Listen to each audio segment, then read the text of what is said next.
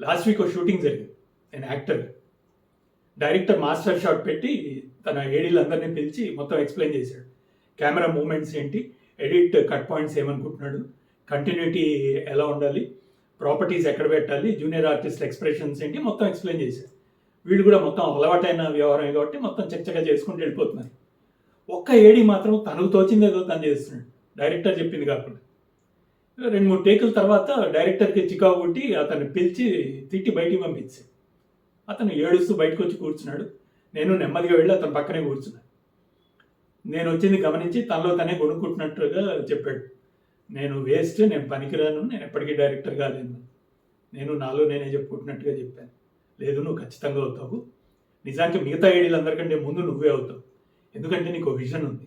ఈ విజన్ నీ డైరెక్టర్ కన్నా డిఫరెంట్గా ఉంది. నువ్వు దాన్ని అమలుపరచాలని చూస్తున్నావు. అది నువ్వు చేస్తున్న తప్పు. నువ్వు అసిస్టెంట్ డైరెక్టర్ కదా, so just assist your director. అతని విజన్ ఒక్కో లేయర్ దాటుకుంటూ ఎలా ఇవాల్వ్ అవుతూ వెళ్తుందో గమనించు. ఇంటికి వెళ్ళాక నీ విజన్కి ఒక స్కెచ్ గీసుకొని పెట్టుకో, ఫ్యూచర్లో అది మనకు వస్తుందని చెప్పి.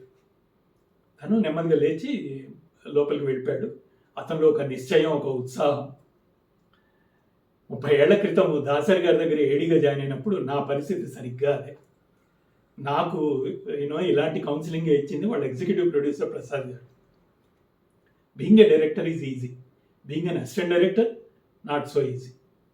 ఎందుకంటే నీదంటూ ఒక విజన్ తయారు చేసుకోవటం తేలికే.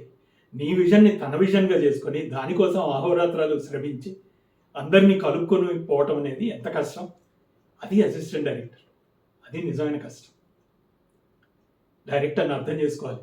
అతని టేకింగ్ స్టైల్ ఏంటి, అతని కాన్ఫిడెన్స్ లెవెల్స్ ఏంటి, తను సెట్లో తన మూమెంట్స్ ఎలా ఉంటాయి, ఏ డైలాగ్కి ఎక్సైట్ అవుతున్నాడు, ఏ షాట్కి నర్వస్గా ఫీల్ అవుతున్నాడు, ఏ ఆర్టిస్ట్కి లొంగిపోతున్నాడు, ఏ టెక్నీషియన్కి భయపడుతున్నాడు, టెక్నాలజీ, టూల్స్, రిసోర్సెస్, వీటన్నిటిని తను యూజ్ చేసుకునే తీరు ఎలా ఉంది.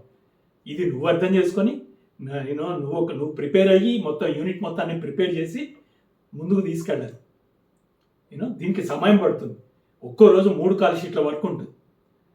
ప్రతిరోజు షూటింగ్ అయిపోయాక అందరూ హోటల్కి వెళ్ళి మందు కొట్టి నిద్రపోతుంటే ఎక్కడో హాల్లో ఒక మూల కూర్చొని ఆ రోజు జరిగిన దానికి డబ్బింగ్ స్క్రిప్ట్, ఆ రోజు జరిగిన దానికి ఎడిటింగ్ సమ్మరీ, నెక్స్ట్ రోజు జరగబోయేదానికి ప్రాపర్టీస్ లిస్ట్ మొత్తం చెక్ చేసుకొని అప్పుడు కానీ పడుకునేవాడు అసిస్టెంట్ డైరెక్టర్.